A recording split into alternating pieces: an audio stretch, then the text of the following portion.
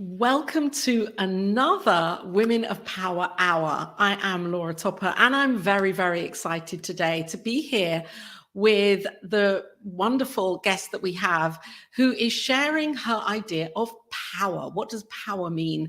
Reverend Sharri Johnson is a powerful being. I know this because I know her and we've had many conversations. I consider her a friend and a mentor and an incredible minister and spiritual leader and teacher who is bringing forth new thought into the world with her idea of how we can change our lives by really, really tapping into the love and the joy and the beauty and the prosperity that's already here. So Reverend Sharri is somebody who I feel really follows her heart and her intuition and is guided and takes those steps. I'm going to read a little something here from her biography, which is on her One Heart Retreat Center website. It's a beautiful, beautiful page about her. And I'm just skipping here to the end. And this piece here, after a great deal of prayer, Reverend Sharri sold the 12-acre house, which with beds and buildings, and moved most of her ministry online. She has had a retreat center, a physical center that she was turning into an online ministry. And with her library of metaphysical books, over 1,000 books, she relocated. And she has completely, over the last 4.5 years, turned her life around, brought her interest and her love of ministering, of spirituality, understanding what spirituality means and sharing it with the world, to the world with radio programs. No, not yet a radio program, a broadcasting program here on New Thought Media Network, Global Focus Today. And she's starting a radio program, and she's a blogger as well. Oh, Reverend Sharri is a content creator, and I have to bring her on. I'm just clicking here. You are a content creator, and I love it because I see your blogs online, and what you're doing and what you're achieving is amazing. Welcome, Reverend Sharri, to the Women of Power Hour. Thank you so much for inviting me. I'm so excited to be here. It's wonderful that you're here, and I know you've had a move in the last year, and you've reorganized yourself, and you have this incredible library that we were just talking about of metaphysical books, and you're really excited about sharing this library with the world. And we'll talk about that a little later, because I'm interested in hearing more about that and sharing more about this. What I'm interested in, though, is this idea of power. You know, in 2019, 18, 17, when we were performing at a conference here in the UK, Reverend Edwin Gaines got up on the stage and she said, I'm Reverend Edwin Gaines, and I'm a woman of power.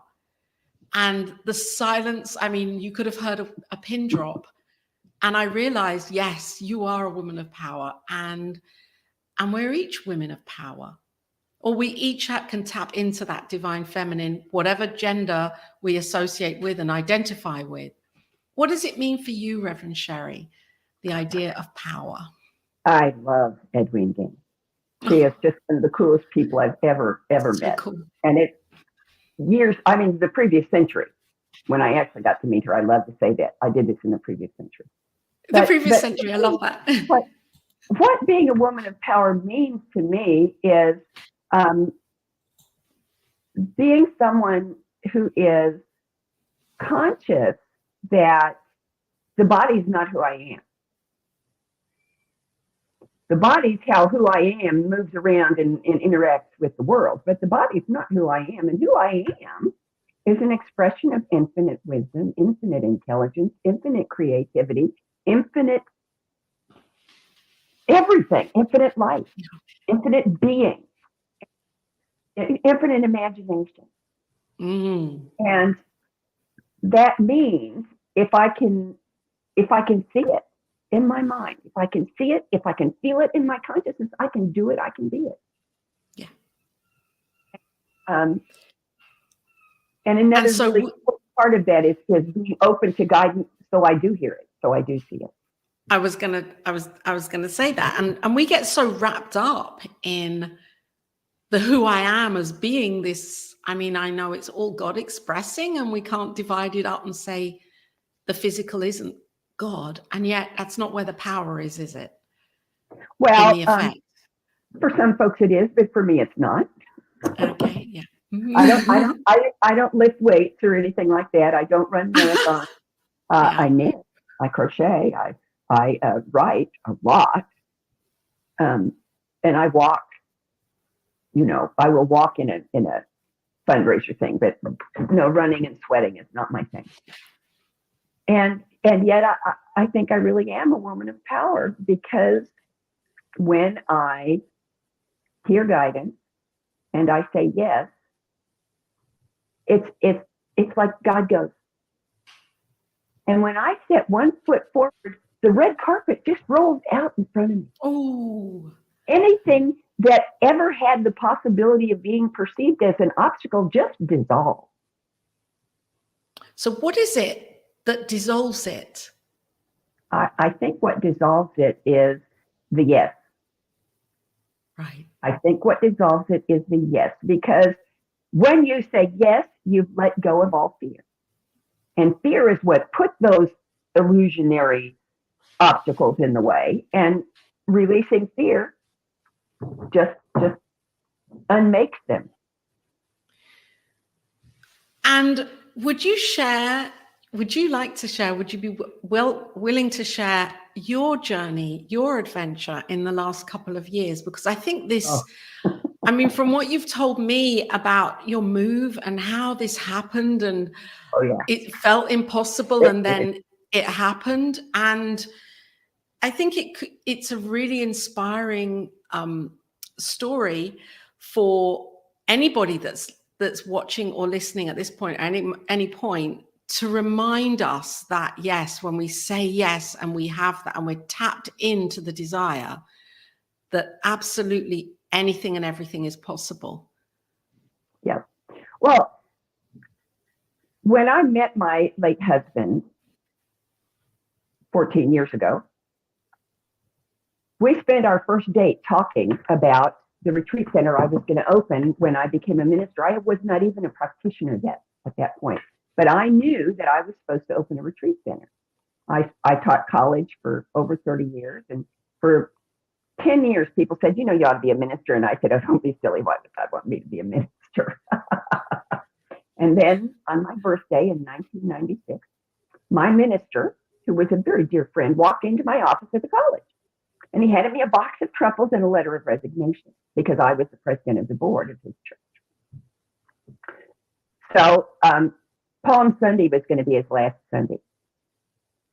And he was only the second minister this church ever had. So I called an emergency board meeting. It had taken 14 months to hire him, because the founding ministers, everybody wanted them back. And so it was really hard to find someone who could step into their shoes. So I called the board meeting, and my board's all lined up in front of me, and he's sitting on one side of me, and the board secretary sitting on the other side of me. And I said, I couldn't resist. I know you're all wondering why I called you here today. And then I told them, you know, Reverend Jim has submitted his resignation, and Palm Sunday is going to be his last Sunday. And they all went, and I went, breathe. I've prayed. I've listened. I believe we can do this without hiring an interim minister.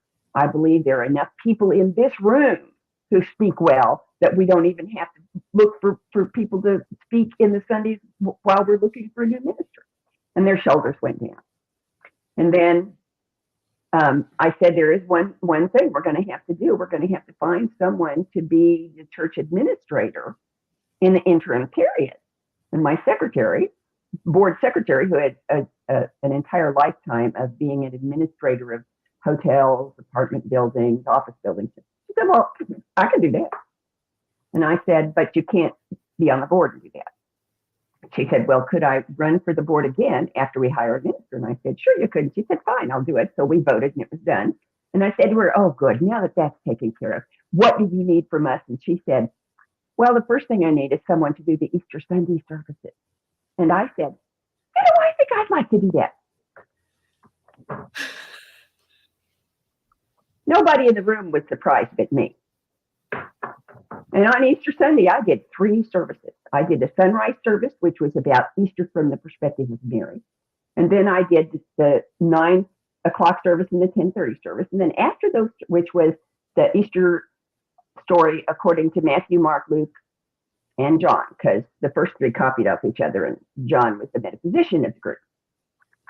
After that was all over, we had another thing I had started when I got there, which I called an orphan's luncheon, because I lived 1,000 miles from my family. Oh. And I wasn't the only one. So the church would buy the entree, and then everybody would bring side dishes and desserts, and we would have a family dinner there at the church. So we were doing that. And one of my favorite people in the world comes about to hear on me, about that big around, little tiny Barbie doll person, walks up and she looks up at me and she says, Sharri, when are you going to get off the stick and go to seminary? And I said, Liz, when God calls me so loudly, I can't possibly miss the message. And I think I've shut her up right. She looks back at me and she says, did it ever occur to you God could be using my voice? Whack. The next day I started taking classes. Okay. And I got all set to go to ministerial school at Unity Village and realized it wasn't where I was supposed to be. Okay. So I prayed and I listened. And I ended up discovering science of mind and starting at the beginning again. And from that was 2009. So up to 2017, becoming a practitioner, becoming a minister, doing all of that stuff. And in the meantime, and right before that, getting married. And the whole time, my husband and I were planning for this retreat center, because I had sat down for guidance and I said, okay, God, here's the thing. A lot of my really important prayers start that way. That I know you want me to be a minister because you chased me for 10 years. And for 10 years I ran. And finally I said yes because I knew you were going to keep chasing me until I did say yes. And I really mean the yes, but I don't see me as a pulpit minister. What exactly do you want me to do? And I got this vision, this amazing smell of vision, taste of vision, touch of vision, stereo vision of a retreat center in the mountains. I mean, it was there, So I said, okay, I can do that. And so my husband, while I'm studying in my office, he's in his office looking on the internet, looking for a retreat center for us to buy. Eventually, we located a center in Arkansas. We sold everything we had, stuffed everything that would fit into two trucks, including 2 dogs and a cat, and gave away or sold everything else so that we could go. And then we got there and started building the center. And 5 months and 4 days later, my husband was diagnosed with acute small cell lung cancer that had metastasized to his brain, his spine, his liver, and his adrenals. The doctors gave him 6 months, and he lasted exactly 1 month.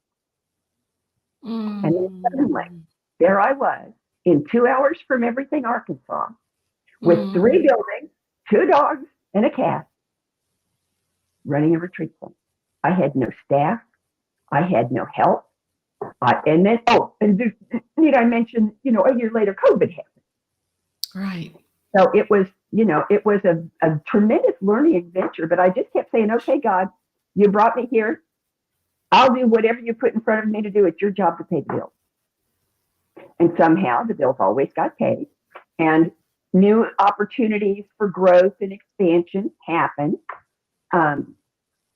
And I was putting one foot in front of the other. That's all you can do, putting one foot in front of the other. And then a year ago, just a little more than a year ago, I was scheduled to go to my first Anton, that's Affiliated Network conference, and I'm very excited about it. I had joined a couple of years, a year before that, but I was going to my first conference. And it was going to be at Unity Village outside of Kansas City.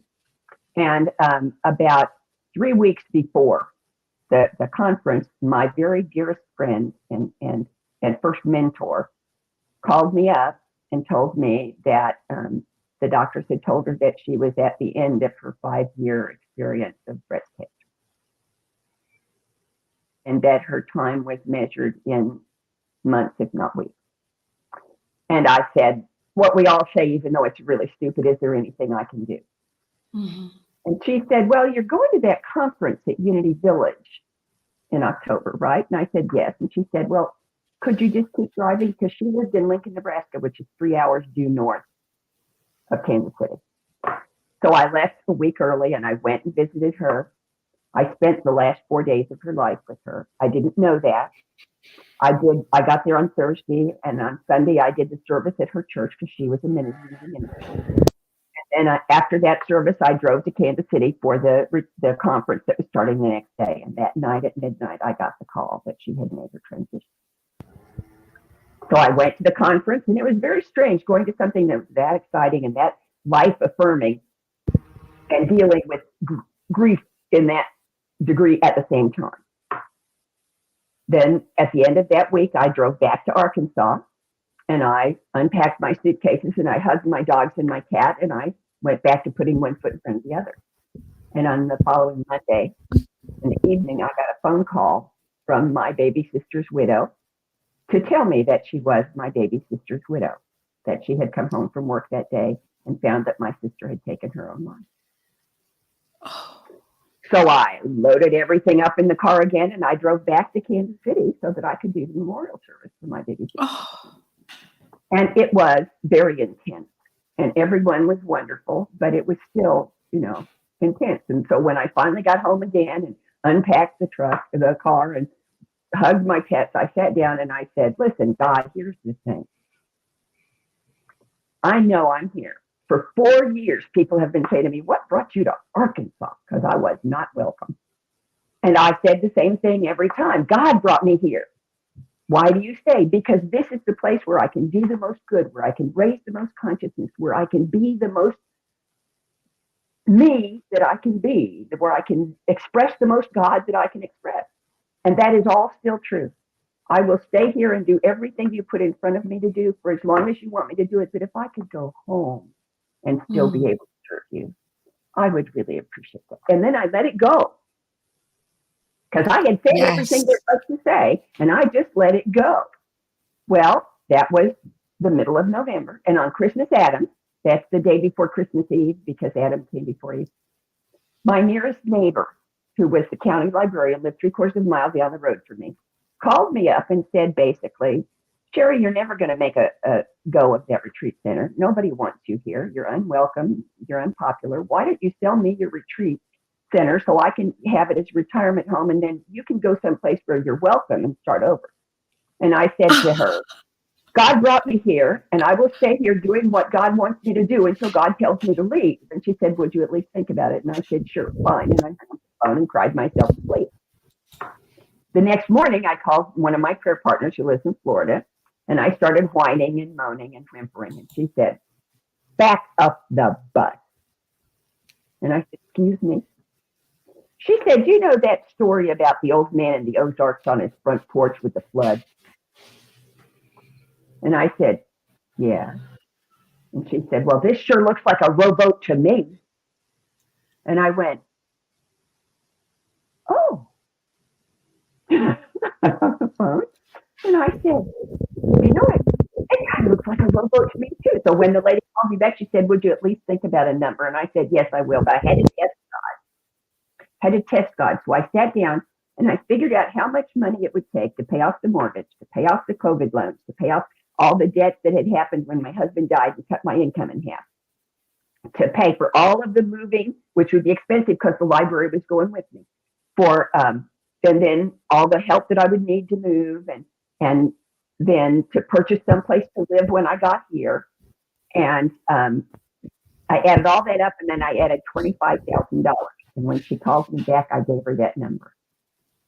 And she said, could you take any less? And I said, no, because I have to pay off the mortgage, and I have to pay off the COVID loans. I have to, no.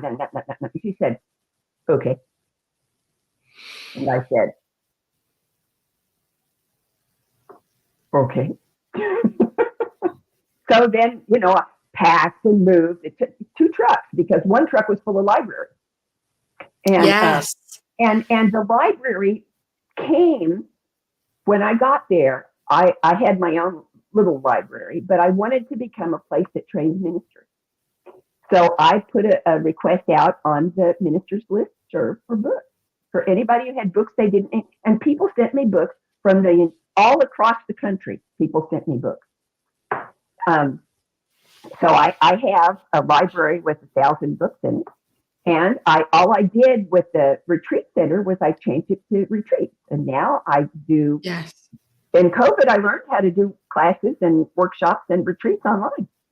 You know, you can do that with videos. And or I will go to people to their center and do a retreat for them. Or a very small group could, come here and stay in a hotel and come to my library to do the talking part of the retreat. There's lots of ways to do it.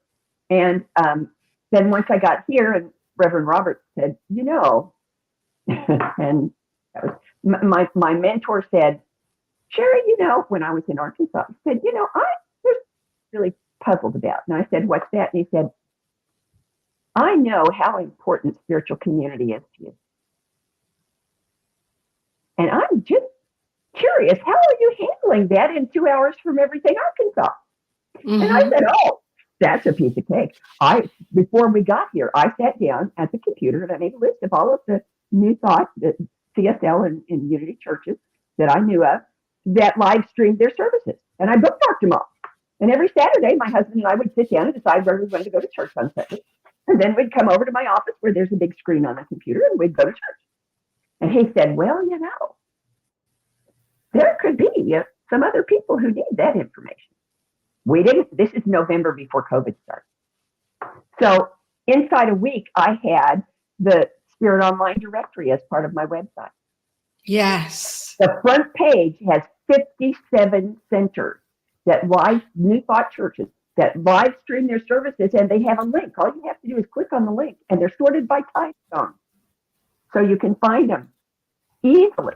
And you just click on the link, and you're at the service. I'm here. I'm showing it. Oh, you're there. Yes, there it is. Look at that. I'm here. This is your website, and I love the way Pacific. We need a UK. We need a UK one on there. I don't have one. You send me a UK one, and I'll make another time. So you bet. Yes, because there are. If you look at the, let's see, where is it? I can't remember if it's the International Day of Peace or if it's the World Healing Peace Ministry, but one of them has a European time zone column because we had people in Europe and in Africa and in Australia who I think it was the World Peace Healing Meditation on December 31st. That's where it was. But anyway, we can do that. And the thing about the Spirit Online directory is it doesn't cost. I foot the bill. Nobody pays anything to be listed. There are pages for practitioner services, for meditations, classes that are short-term, classes that are ongoing, gatherings. There's a page for blogs, and I even have a page of video uplifts that are little 2 to 3 minute videos that I made just because you might need a little uplift and you can click there and watch it and feel better. I see. So once you're in the directory, there are separate pages here. It's like going into another website. Yeah, it is. The directory is a separate section of my personal, my ministerial website.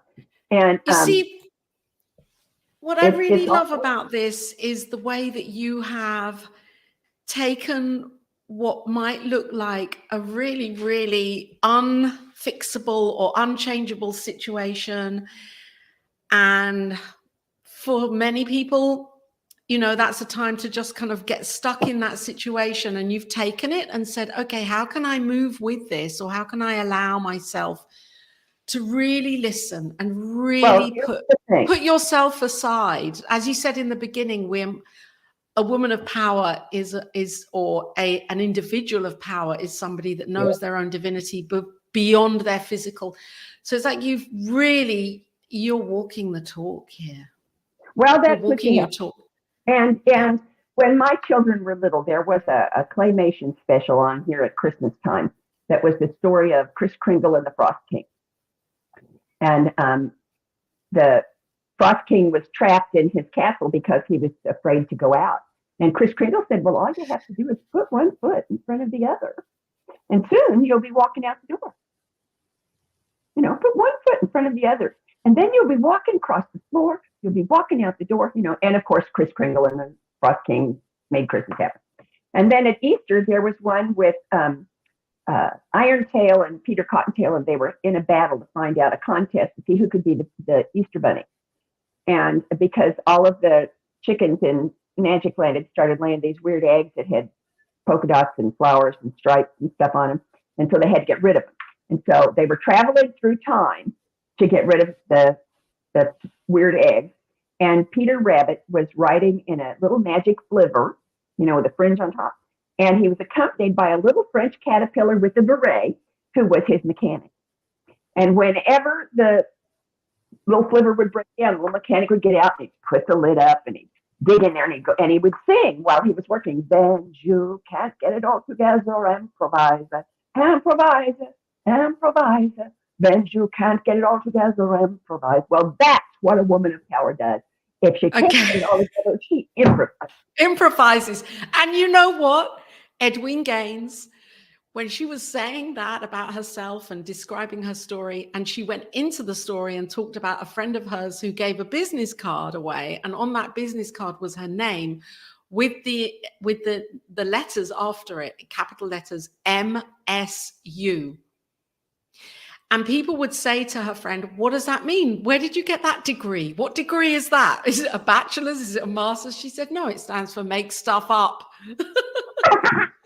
I have a friend who's a musician here, a New Thought musician. His name is Greg Camblin, and he wrote a song, and he has it on his business card called Greg Camblin NCW. No credentials whatsoever. Those two would go together really beautifully. Perfectly. Yeah. Yeah, I think improvising. That's such a great word. I love it. Oh, it's a matter of perspective, because it's how you look at things that determines what you see. And where somebody else might see a pile of rocks, I see a fireplace. You know, where somebody else might see disaster, I see potential. And that's what power is about. It's about determining how you're going to perceive things so that you can guarantee the highest possible result. Yes. And then from there, I mean, it's not ignoring the grief and the sadness. I mean, to be in that place of power means honoring it and doing whatever we need to do to be with the emotions and to accept them and to feel them. Well, and that lets you go. It's the 23rd Psalm. Yea, though I walk through the valley of the shadow of death, I don't camp out, buy property, build a house, and pay taxes. I just keep putting one foot in front of the other. I allow the experience to be, and eventually I come out on the other side. And what one of my favorite actresses, Helen Hayes, said, if what doesn't kill us makes it stronger. Absolutely. And that's so physically, mentally, and emotionally. So this is spiritual practice. This is spiritual practice. This is aligning with that higher power and living as that higher power would have us live. And you know, for a lot of years, for probably 30, 35 years, I thought that I couldn't hear that guidance. And it's real hard to align with something you can't hear. And then something happened, and I realized that I had been hearing it all along. But it sounds just like my voice. And the difference is that when it's God, when it's spirit, when it's the divine in me saying, wake up and smell the tea. I don't like coffee. I like the smell, but I don't like the taste. It says, do this, and then it shuts up because it's said everything that needs to be said. When it's ego, it says, do this because yada, yada, yada, yada, yada, yada, yada. And you know, and you get lost in the yada, yada. But if you're just listening to the do this, and it's clear and it stops when it's done, then you know that's the only appropriate thing to do. And it's amazing. It's amazing you say that, because I hear that so often. I don't know if you do. You know, people say, and even I say, I question, well, how do we know if it's really is divine guidance, or if this is my ego, or the ego speaking, or my own sense of how I think it should be, and where do I follow? You know, and I think what you're saying is really, really powerful, because when we know it's ours to do, there isn't a conversation that happens after it. It's just do it. And the wonderful thing is, when we recognize that's God, that is the infinite saying, this is what I brought you here for. That there's no fear associated with it. There's excitement. Okay, yes. There might be, a little anxiety, but the universe never gives you a job without supplying everything necessary to fulfill that assignment. So one of my favorite mantras is, how is none of my business? How is none? And I actually spoke at a workshop for focus ministers. Was it last Saturday or the one before? A couple of weeks ago. And one of the people there said something that I just grabbed it with both hands. She said, I have taken a vow of prosperity. Yes. Yes. I have taken a vow of prosperity. Well, and this is going back to Edwene Gaines, when she said, I am responsible for not only my own prosperity, but for seeing and knowing that others prosper too. Because when we know it for others, we're all one. We're one. Well, you can't give what you don't have. That's it. And so when we fill the pitcher and then pour it out, we fill it up again. That's how it works. I got done at that workshop, and I called a friend of mine who's been struggling with prosperity issues for years. And he keeps going, I tell him what I do, and he says, well, that doesn't work for me. And I go, no. So I called him up and I said, write this down, because you're going to be saying it a lot. Right here, right now, I am taking a vow of prosperity. And he went, oh. And it was like, he started saying, thank you, thank you, thank you, thank you. It was like I had just flipped a switch or something. So the way you said it with such intention, and it's a decision that we make. It's not simply a sentence that we speak. It's an actual internal shift. I do not make affirmations. I confirm the truth I know. Same with me. I don't get it. Me and affirmations are a bit of oil and water. I have to really confirm it. Yes. Because and that's what when you put intention and guidance together, the only possible result is success. Is that it actually transpires. Yes. Yep. Fulfillment. Intention, desire, and faith. Yep. Well, I have an acronym for faith. Faith is forging ahead in trusting heartfulness. Ooh. Now I'm writing that one down. Forging ahead in trusting heart-full, F-U-L-L-ness. And fear is faith evoking amazing results. You see, these words that we grow up with and put our own meanings to, they can have a completely transformed meaning for our lives when we look at them differently. And see, that's the key, looking at them differently. When we choose how we're going to perceive anything, a person, an event, an experience, a desire.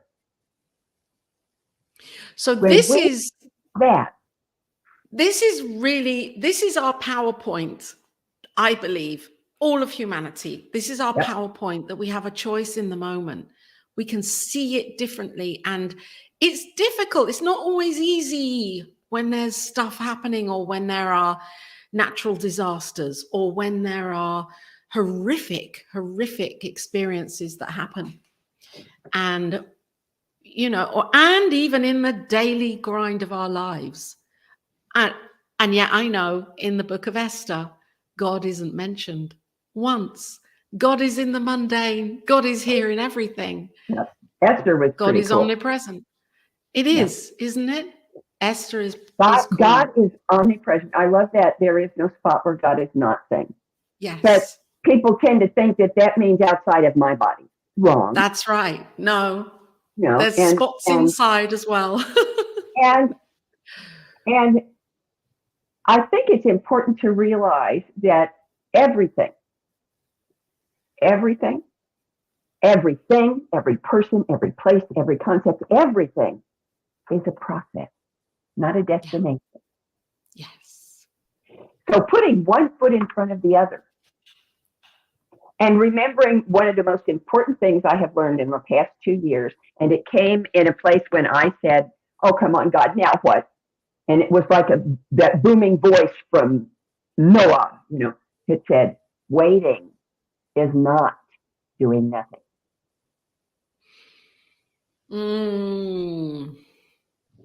So one foot in front of the other, and waiting is not doing nothing. You can accomplish anything.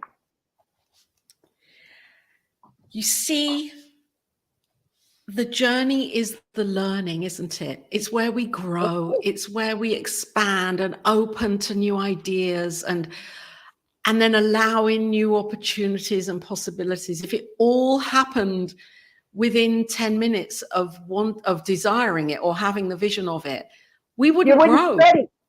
We wouldn't be ready. And I love the metaphor of life as an upward spiral. But yes. People think of it as going like a Christmas tree, narrower and narrower. No, you start at the narrow part and it gets bigger and bigger and bigger and bigger, so that eventually I'm spiraling infinity. Yes. And we see a problem. You say, I keep doing that. Well, first of all, you can't keep doing it, because doing it the first time changed you. Yes. And whatever it was changed also. So we encounter experiences repeatedly until we've learned everything there is for us to learn out of them. And it looks similar, but it never looks exactly the same, because it was changed by the encounter the last time. And eventually, when we encounter it, we're looking down. That's the thing. The challenge is down here in the finished up, no longer part of my experience pile. So when we look back down, or we look back at what's happened over the years, we can see that we would handle the same situation now differently to how we would then. Yeah, but it wouldn't be the same situation, because we aren't the same. We have changed, and it's, yes. And so the thing is, and Unity minister who just retired for the second time, and I think a CSL minister who just retired for the second time, and I think it took this time. Chris Michaels was the first, my first minister, CSL minister, and he said the world would be a much more peaceful, happier place, and we would be much more peaceful, happier people if we could keep one truth in the front of our mind. And that truth is that every single person in every single moment is doing the very best they can do with the wisdom they possess at that moment. It may not be good enough to suit you. It may not be as good as you could do, but it's the very best they can do in that moment. And that's true of ourselves. Not just the people around us, it's true of everyone. And can you imagine what a world we would live in if everybody had that philosophy? Well, we would be living in a world where empathy and compassion and patience and acceptance and acknowledgement for each other, for ourselves, for each other, would be the norm. And oneness. Yes. There would be no such thing as hunger or discord. There would be no such thing as hunger or discord. because we would care so much that we would do something about it. Yeah. And I know that many people are doing so much in Yeah. right now. Well, I mean, and every one of us is doing everything we can do. we can. And And it's Mother Teresa said, if you can't feed 100 people, feed one. yes. Just find one person and help that person. And you've done what was yours to do in that moment, you know. And I think that we want to be able to wave a magic wand and have everything that we perceive as not how it should be fixed. It's not how the universe works. Evolution is the only absolute in the universe. Yes. Everything is always changing.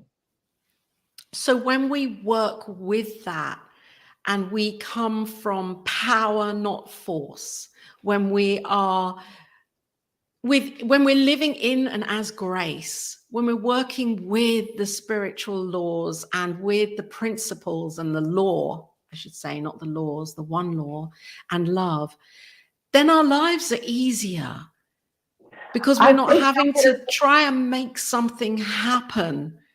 And the facts that we're in, the circumstances that we're in, have not changed at all. No. The easier, the calm, the comfort, the presence with a capital P is coming from inside. It's not something that got added on. It's something that got unleashed from within. Yes. And we can all tap into this. We can all tap into this. And even in that moment of seeming despair, by just closing our eyes and taking a breath and being in that present moment. That's where we found our as Louise Hay called it, our point of power in the now, in the present moment. In the present moment. And I remind myself that the present moment is the only moment that God knows. It's the only moment, and our mind wants to go off. It's the only moment there is, and it's such a sense of, I want to say peace, but peace is not a big enough word. No, experiencing the present is stepping outside of time and space and circumstance and ego and taking a little sip of eternity. I think if I could call it a word and it not have a religious connotation, I would call it heaven. Oh, the problem with that word is that bliss place. A bliss place. Yeah. That's a better bliss choice. Place. And you know, in the Eastern traditions where they talk about the different bodies that we have, the outermost body is the bliss body. Yes. That's the body where we experience the truth, that there is no place where I stop and God starts, and there is no place where God stops and I start. Yes. And that is oneness, knowing this. That is oneness. Knowing. So cool. We're here with Reverend Sharri Johnson having an incredible conversation here about power. Wow, it's kind of really opening up my heart to this idea. I know this, of course. I mean, I don't mean of course. I know it, of course, intellectually, and we can all know it intellectually on one level, and then to hear it from a master teacher who comes on and shares in this way. It's so beautiful. I'm so grateful that you're here, Reverend Sharri. Oh, thank you. Sharing your experience. And there's one thing I'd love. I was just going to say that what I thought of when you said power is grace, because the best description I ever had of grace is that grace is not something you earn. Yes. Grace is something that is flowing at all times, and what we have to do is open up and allow it to flow. It's like electricity. The lights don't do anything until somebody flips the switch. Yes. And lets the electricity flow, and then we have light. And that's what grace is to me. Grace is universal, divine electricity. How? And for me, if grace feels as if, for me, it's an acceptance and an allowing, and knowing that there is this divine essence and a natural order. And when I work with that, rather than pushing against it, I'm resisting. Then I'm in this flow, this beautiful flow that I'm not having to actually, that's where I tap in, listen, take action, take inspired action, and know that I'm being guided step by step. Yeah. You know what I see in my mind when what you just said is the Karate Kid learning that in the Did you martial watch arts. that? That was amazing. The way that he was putting his hand in the jacket and over, and it is a practice. And the practice is the opposite of resistance. The whole essence of every martial art is being in the flow, and letting resistance be flow through instead of be the stuff thing that blocks you. Let it block the person who is the event or whatever it is that the martial art is being exercised towards. And I just love that. I've studied Tai Chi until I got a new knee, and then moved away, because it's a martial art, but it's moving meditation. You know, it's all flow. Every single movement is flow, flow, flow. And that is not considered a religious or spiritual word. But for me, flow is the most important one there is, because if you can't flow, you're stopped up, you're blocked, you're stagnated. Yeah, and we can block that flow for ourselves. We can very easily. Very easily. And we don't do it like a little bit of sand at a time. No, we throw up a wall. Boom. Yeah. We're good at that. I was watching before we met here, I was watching an amazing video on YouTube. A very famous ballerina. I can't even remember her name. I think she's Russian and quite recent. And it was so beautiful. And as I was watching it, I was realizing the practice, the hours and hours and hours of practice that she would have had to have taken part in with intention to actually be able to do what she was doing. And I think it made me realize that, yes, it is all a practice, and then we show up as it, because she was showing up as it, like it's a natural. I mean, she could have been anywhere. She could have been in the street doing it. She was on stage. And yet, as we practice more and more and more, it becomes so natural that it just is who we be. We don't have to then try and make it happen. Billie Jean King was a famous tennis player when I was much younger. And I loved how she said that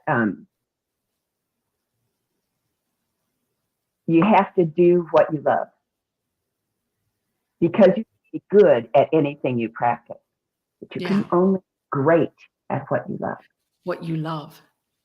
Totally. Only great at what you love. Because when you do that, when you love something so much that you're willing to give your whole life to it, then that O becomes an I and you live it. Yes. And so let's just complete here with something that I'm really excited about, which is your metaphysical library. I'd love you to share. I'm going to put it on the web up here.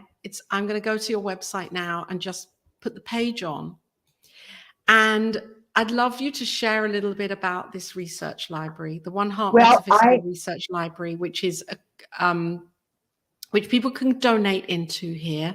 Yes, because people can donate your books, or if they want to donate money to purchase books, they can do that too. The purpose of the Metaphysical Research Library is to provide a centralized place where ministers, students, and practitioners can do research, can find support in for what they're going through, can just go sit on a sofa and read something. For instance, I have a copy of the Dresser edition of the Quimby Papers. Oh, And but my most recent acquisition came from one of the people who built the shelves and the floor and the ceiling of the library. It's a Bible that was discovered in a house that they were renovating, that was published in 1845.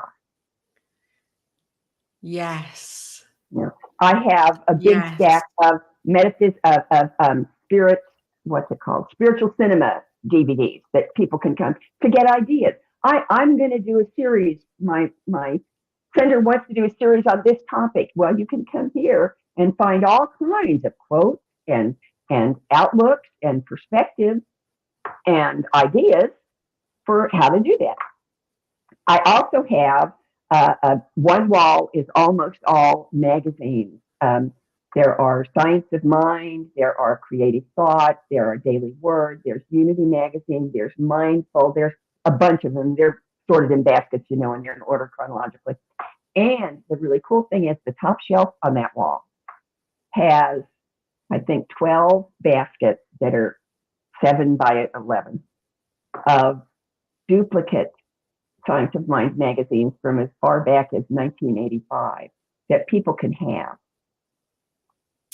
If you're looking in the magazines and you find, oh, here's a quote I really like, you go look at the top shelf, and if there's a copy of that issue, you can have the copy and take it with you. It's fantastic. It's such an incredible, this is more than a resource. This is a give to life for people to really, really up level and just to wallow in books. I mean, books are amazing, aren't they? And I know we're in a digital age now, and books can be quite cumbersome. And yet, when we're I love a good book. Is to make that digital age allow this library to be globally available, because right now the catalog is online. Anyone in the world can go online and look at the catalog of my book. Now, it's not complete because I don't have the magazines and I don't have the DVDs and I don't have the CDs on it yet, in the catalog yet. But eventually the whole thing will be accessible to find out what's there online. I would like to make the books themselves be accessible online. I would like someone in Ukraine who can get to a computer to be able to go online and research what Ernest Combs said, or what Emma Curtis Hopkins said, or what the Dalai Lama said about this topic. And so that's my goal. And it is like everything else in life. It's an onward thing. It's never going to be finished. It's never going to be finished. I was at a workshop, and they asked me to make a statement, to claim the truth of it. And so what I said 10 years from now, what I said was, I just received a notice that an international organization is going to fund the building, the creation of a building to hold this library, which is outgrowing this room. Oh, I love it. But, and I know full-time staff and everything. And I know it's going to happen. I don't know when. I know it's going to happen, because it's like your retreat center has alchemized into a metaphysical research center. Yeah. And I'm excited to see the future kind of, there is no outline, but I'm just excited to see where that's going to go. Because the evolution is ongoing, and it's just going to be stunning. And what I'm really hearing from you is to plant the seed and to enjoy it, take one step at a time, and then allow spirit, love, life, whatever we call it, to absolutely guide us step by step, and don't attach to the outcome, because it will be even more beautiful than we ever thought it could ever be. Not only that, but to be absolutely 100% present every moment of the experience, not looking in the future, thinking we're going to be happy then, but to be right now in this moment as completely present, as 100% joy, as filled with love and life and imagination and creativity, every single second, every step in front of a step in front of a step. I don't know what it's eventually going to be, because it's never going to be, it's never going to be officially done being. It's always going to be expanding. It's always going to be evolving. So I'm not going to waste any time trying to put limits on what it can look like. Absolutely.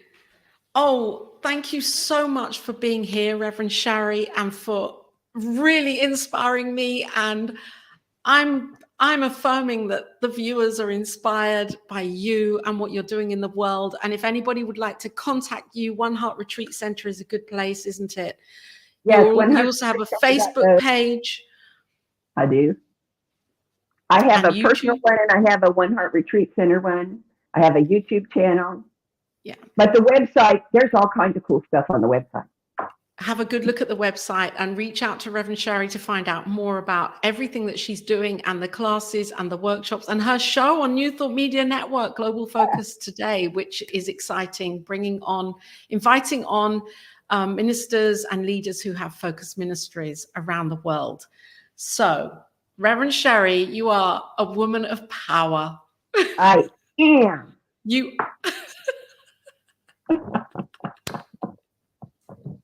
You are a woman of power. Thank you for being here, Reverend Sharri.